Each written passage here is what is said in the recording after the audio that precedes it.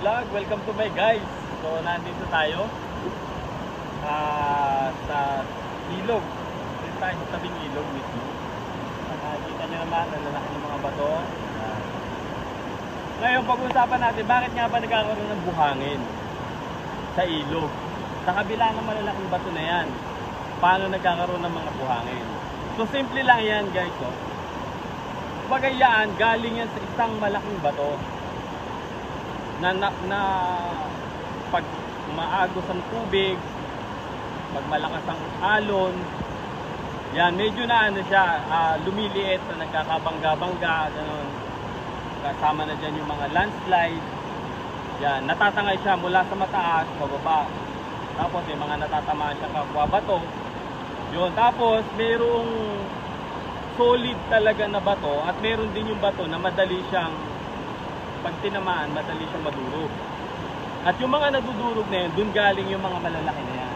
Mula sa isang malaki, sa loob ng malaki na yun, meron pa, nilaman siya. Yun. Hanggang sa pag napunta sa ilog, ganyan, tatamaan siya ngayon ng ng mga alon, ng tubig. Kaya kumikinis siya. Kumula dun sa dating parang square siya, may mga kanto-kanto, nagiging bilog siya kagaya nito mga to.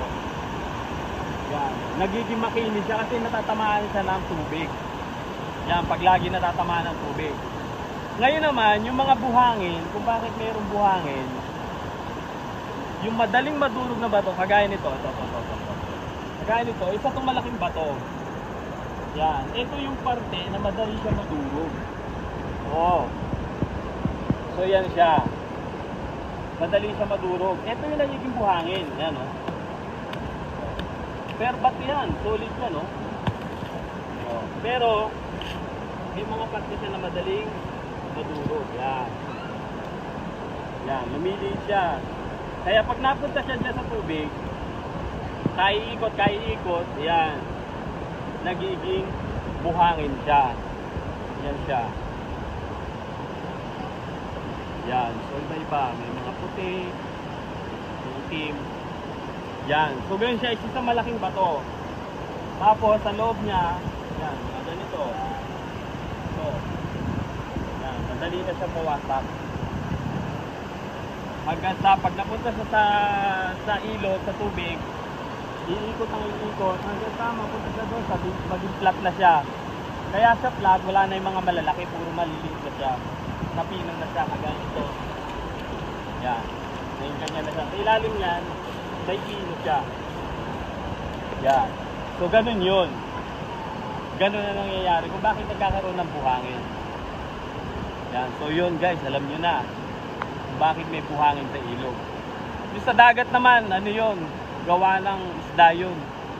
Pag kinain nila yung bato, pag tinain nila, buhangin na. So yun lang guys, so sana meron kayong natutunan kahit konti. Ang umuulan na, kahit maaraw umuulan, inabutan na tayo ng ulan sa pag-vlog na to. At syempre dahil basa na tayo, kailangan maliligo na rin tayo. So gano'n tayo, no? Oh, sumilong muna kayo, baka kayo mabasa. So yun lang guys, so hanggang dito na lang ang ating vlog. Hanggang sa susunod. Yo.